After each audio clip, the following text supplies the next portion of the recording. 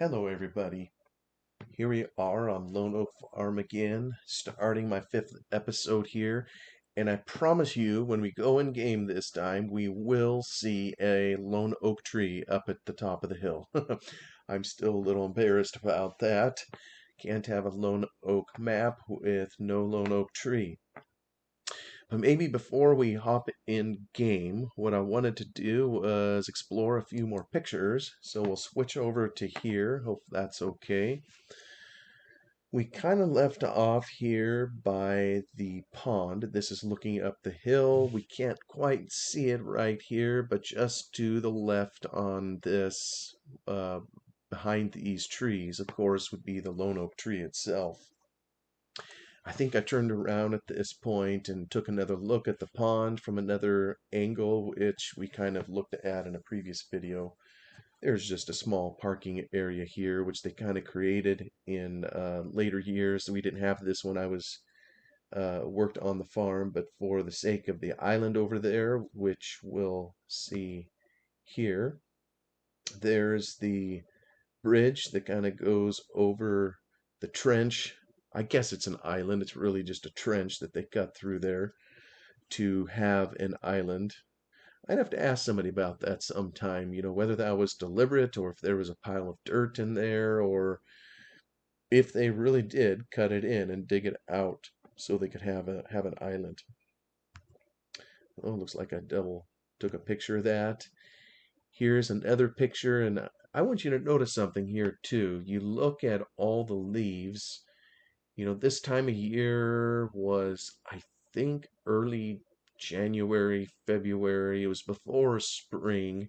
There was a heavy frost, and I don't remember exactly, when I took these pictures, but notice the leaves. I mean, I know it isn't fall, but for whatever reason, there are leaves on top of the bridge heading over, and I don't know if you've ever noticed, but in the map, whoever made the 3D object to put there for Bullet Bill also put leaves on top of the bridge. I thought that was kind of interesting they chose to do that. Probably an artistic choice and maybe a good one. I think we all know how picturesque that can look in the fall when there are leaves that would come over our walking path. This is a picture, just to the left would be the path to get over onto the island there in the pond.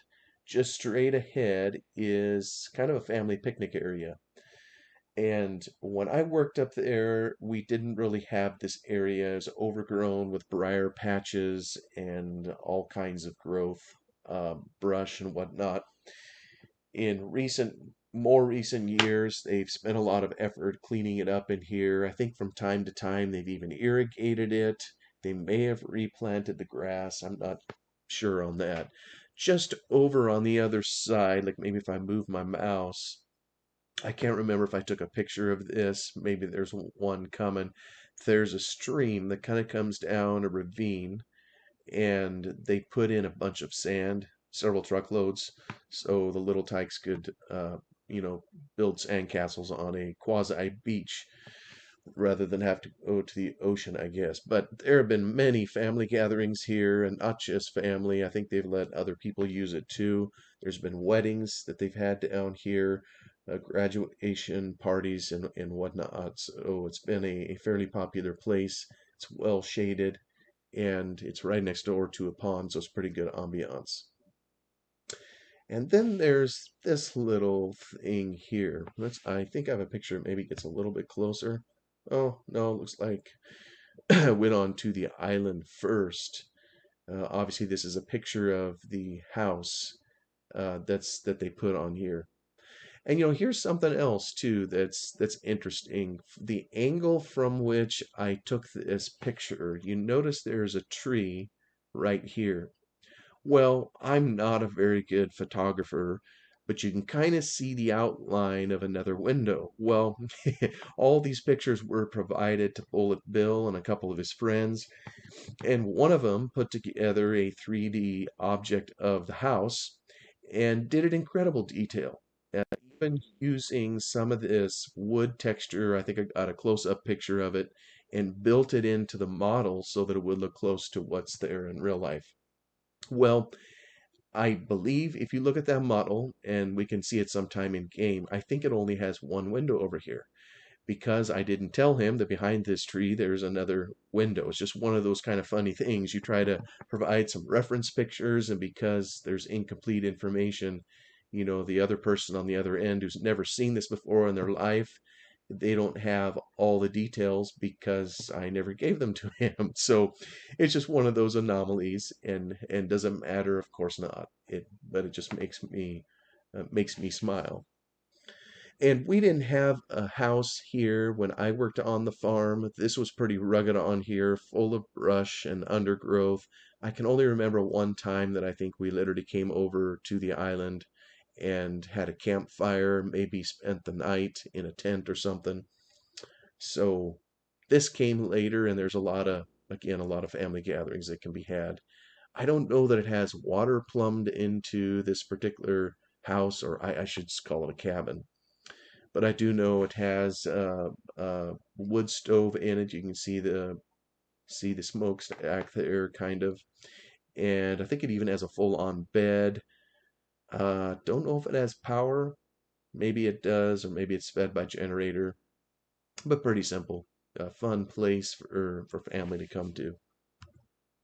Just kind of another angle. And again, my my shoddy camera work here completely covers up the fact that there is another window here. You kind of see. So there's a pond in the distance, canoe there. Another angle here looking out. There's kind of a partially submerged boat dock. Um, I don't believe we had that there. There was just a board, as I recall, sitting out here, a makeshift diving board from years and years ago. And like I say, we didn't even spend that much time in the island when I worked there. So so we didn't really even do much out there, but I remember seeing it sitting out there. And I think my mother told me a story uh, from years ago. I kind of think it was in this area. There was almost a man, a cousin of hers, that almost drowned in the water. He had some trouble. I think he knew how to swim. He may have just inhaled some water, and just one of those things that can sometimes happen, among friends. He started flailing. I don't know if he yelled for help, and everybody thought he was joking until he went down, and maybe didn't come back up until they really figured out that he was having trouble. And so a group of them, obviously went real quick and managed to fish him out and get the water out of him. But it was a kind of a scary ordeal. Unfortunately, he lived, and he went on to marry and has a number of children, and I think is even a grandparent now. So it's one of those things where life can change in an instant, and it happened right out here. But to my knowledge, that's the only instance of someone nearly drowning. Just one of the perils of having a small body of water on your property. Could even happen with a swimming pool. Yeah, there's another shot of the dock. It was pretty wind still when I went out there to take these pictures. So just it was a lovely morning, and I really enjoyed tromping around and seeing this. I'm not sure what's wrong with the dock. It could be it's tethered and the water is at a higher level than typical. I don't think so. Could just be that the dock needs a little TLC and some fixing up. Because I've seen it at other times, and you can easily walk on without having to get your feet wet. There's kind of a front picture of the cabin, chairs all stacked up, and and again, I think if you look carefully at this, and I can't remember if the modder that made this cabin in game, if he even copied some of the textures on the roof. It's under all these tall trees. Doesn't get a huge amount of sunlight as a general rule because it's kind of north facing. So it's collecting moss, it's collecting needles and all sorts of other stuff, just falling down on it from above. So, but he may have even incorporated that into the model. So, I think I'll cut it there. That's at picture 210. We'll maybe look at a few more of these. I don't want to bore too many people, but it just reiterates how good a job Bullet Bill and his friends did in reproducing a map. And, it's just astounding. They're clear over in the UK, thousands of miles away, but with a little help of the internet and a few pictures, they really just did an outstanding job of representing this particular area of the world. And I think it showed, Lone Oak became a very popular map for download. And you go onto YouTube, you will find videos all over the place of it. So it's obvious that a lot of people enjoyed it, and the work that Bullet Bill put in was meaningful to a lot. So let's head in game. I think we left off. Now let me just make sure so this thing doesn't make a liar out of me. Aha, there it is. You look up there, finally we have our lone oak tree at the top of the hill, so I don't have to hang my head in embarrassment after last episode. I was telling one of my friends it took me 4 episodes to discover that we were missing a very critical part of the map, so I'm glad we got that straightened out. So I'll just cycle real quick. Oh, there was a cat. Yeah, there's our kitty cat in the shop. I don't know that they have cats in there now, but I put that in there kind of as an addition. I like having animated things running around. So we had the chisel plow going here, and every now and again it was picking up a rock. I think what I'll do is I'm going to finish this here. I'm just going to continue it heading on up the hill. I'll set it on higher and turn it loose, and hopefully it'll do the job. It's going to first calculate the area. It's kind of interesting seeing the field areas because I know it was scaled. It's smaller in here than what this field is in real life, and slightly flatter, but that's kind of just how it is. So we'll let our worker continue on here. I don't think it can get in too much trouble. And as we observed last time, I have a mod in here. Sometime maybe we'll talk about it a little bit. I think I've mentioned a number of times there's lots of rocks in this area. It's very rocky soil. And so a good part of the time spent on the farm was picking up rocks and cleaning them out of the field. And in those days, the machinery wasn't as heavy as it is now, and I understand now that a lot of times, they'll still work up rocks, but the rollers and equipment that they're using are so heavy that they're able to take those and just pound them right back into the dirt. So, if you don't have to pick them up because you're able to deal with them effectively otherwise, well, why expend the effort? So, but using a mod that we have in here, we're going to occasionally dig up a few rocks with this chisel plow here and a disc and cultivator and some of those kinds of things. And I need to remember to fix my input binding. I think when I looked at it last time, I couldn't increase the amount of rock output, but that's all right. There will be fewer to pick up this way. So I'm going to switch to another tractor. We're in spring. I want to go get the fertilizer spreader and start taking care of these fields. I'll head in here. I'm assuming most people that see something here see these yellow, I've heard them called yellow sticks before, beside the doors. I'm assuming most people would understand what those are. And this, it seems such a simple thing. You wonder, you hesitate to call it a technological innovation. We didn't have it back in the day, but all it's doing is it's protecting your door. You bring heavy equipment in and out of this door. You give them something to hit. If the driver is going to mess it up, you give them something to hit instead of the door so that it stops them and you kind of preserve your buildings. That's what they're there for.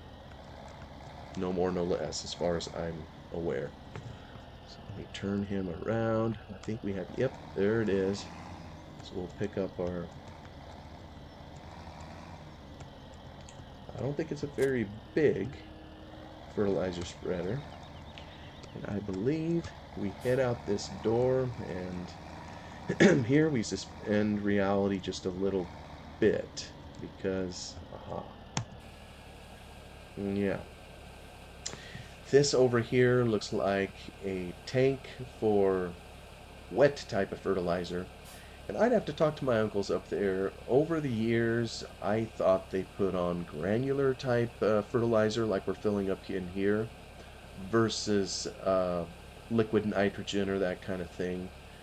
But I really don't know. Maybe they have put on some liquid fertilizer over the years. I'd have to check in with them on that. So we're just about full up, and I don't know that we've put any fertilizer on, or that it has anything in there now that we've started a game.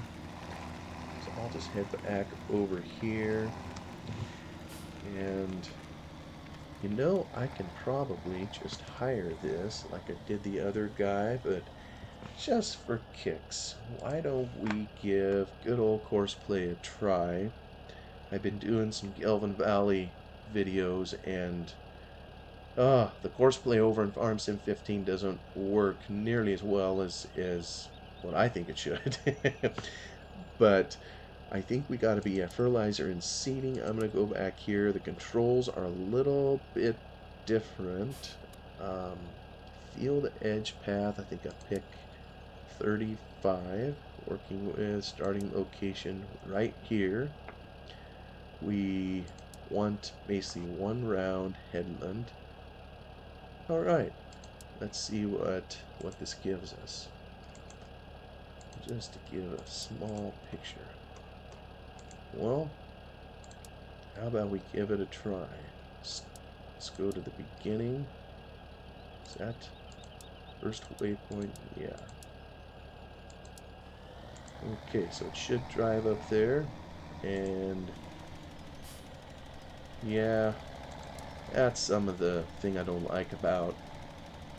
I wish it would start more precisely where it should be, but that's alright. This way I don't have to do it. Something I'm noticing, I'm guessing I don't have very high FPS. It's stuttering a little bit. 19. I don't have a very strong computer, 'tis true. And I've had worse before. And maybe it's because it's recording at the same time. Maybe it's because I'm shipping videos up to YouTube. Who knows what it is. But you know what? We'll get the job done. And we'll at least have a video to do. And this field here, obviously one of the closest to the farm, considered the part of the home place. I'm trying to remember if they'd ever irrigated this field out here. There may have been a time or two that they did. Most of the time with Oregon's climate, you know, which is pretty moderate, you know, we generally have, I wouldn't say warm winters, but they're much warmer than in the central part of the continental U.S. You know, we don't get a lot of snow here. But we do get a lot of rain in the winter, and then we typically have very dry summers. So now I'm trying to remember why I brought up that little tidbit. Oh yeah, for irrigation purposes. I think I mentioned, maybe it was a previous video, about the pond down there, and it's been used for irrigation from time to time. But most of the time with grass, I mean, there's grass everywhere. It grows splendidly in the state, in the Willamette Valley. Most of the time, for most varieties of grass, you don't see a lot of irrigation. I think on some of the higher end bent grass varieties, and bent grass, I mean, these are some of the varieties you would see like on a golf course, you know, that produce the that really short grass you can mow practically into the dirt, and you can roll a golf ball over.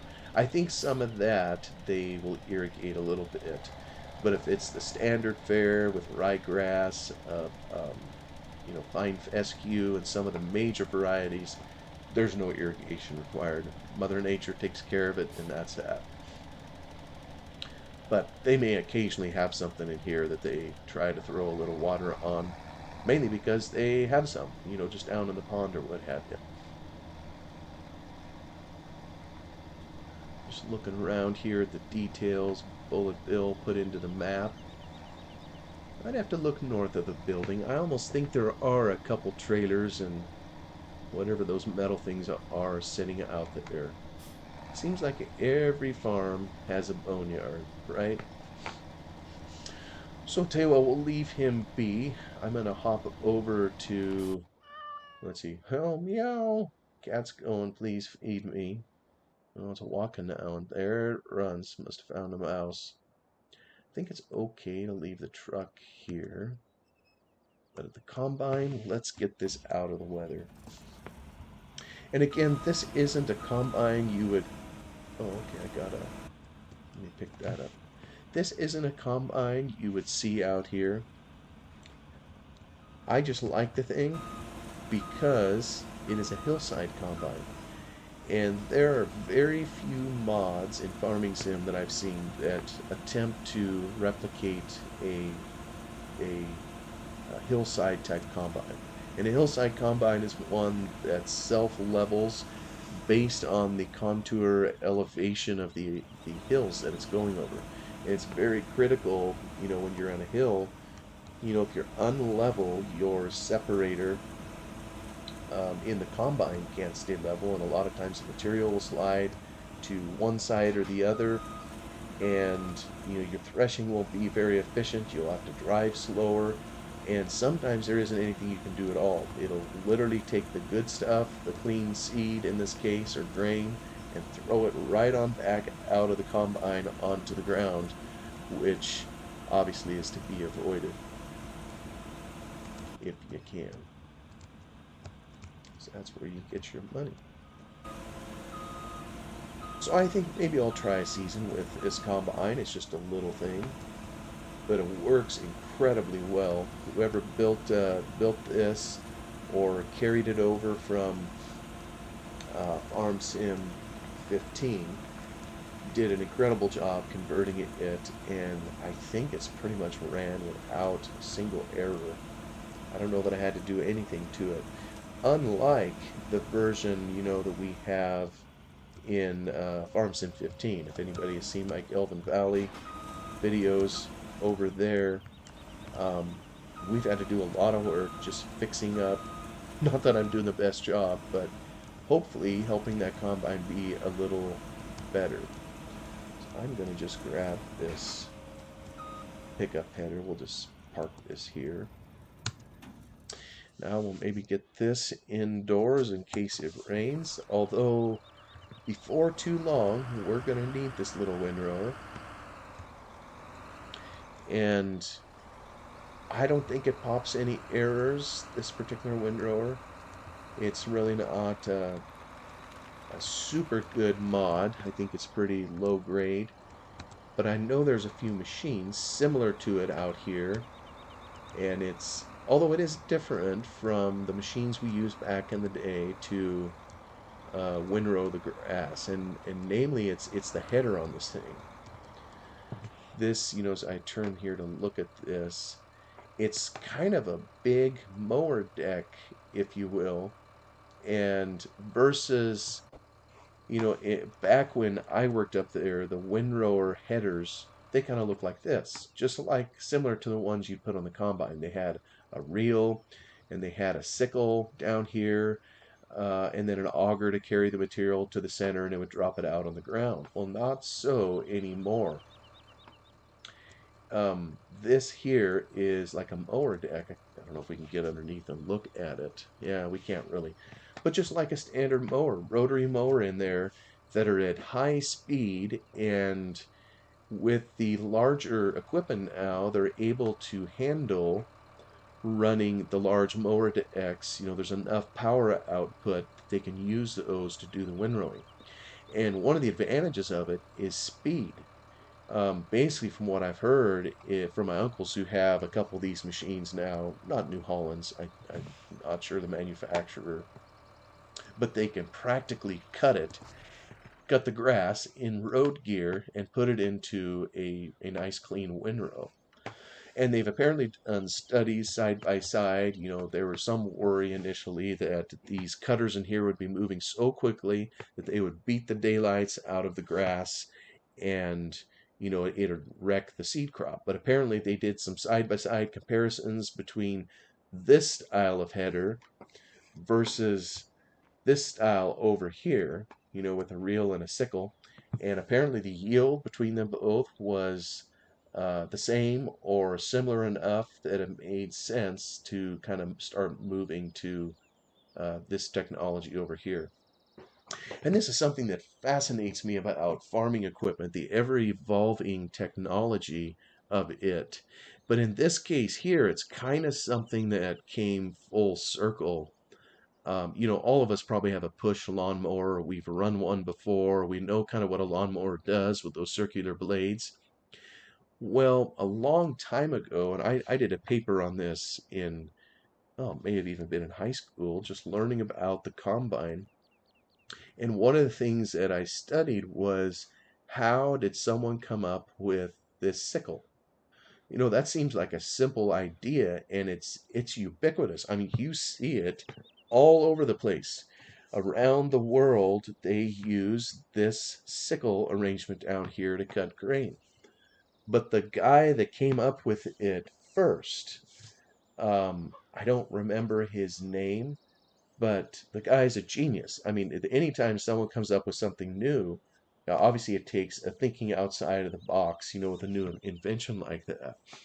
But as part of studying this, one of the things I looked at was patent drawings of all these guys trying to come up with a better way or a mechanical way to cut grass.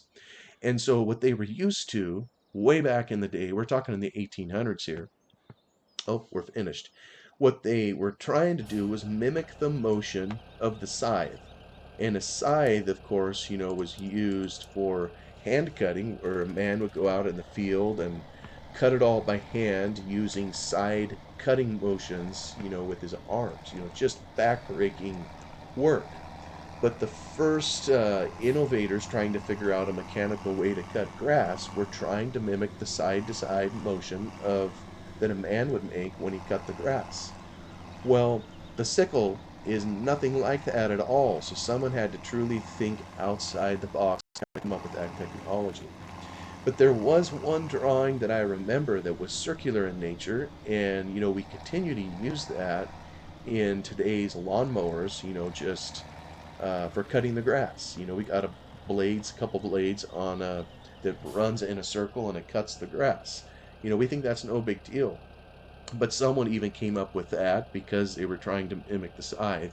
But back in the day, you were pulling machines in the field, and your only source of power was either the animals pulling it or whatever motive power you could get by having a wheel set to the ground. And as the equipment pulled forward, it would turn that wheel on the ground, and you could run certain things, such as a sickle or some type of cutting apparatus.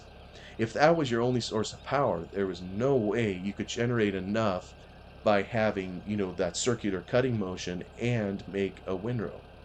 But it's interesting now, like I say, now that we have more powerful engines available, that the technology's kind of going back to having kind of a rotary style cutter, at least in this instance, versus the sickle. Maybe nobody else cares about that kind of thing. I think it's just fascinating. I love going into museums for agriculture equipment and seeing kind of how equipment has evolved over time, and it's just fascinating to me to study that and see kind of where things have come from and where they're headed to and where they're going. Let me get him started, and this one over here looks like I got a belt of grass. You know, we could probably make this field a little bit larger if we want to. I think there's kind of a generous first waypoint.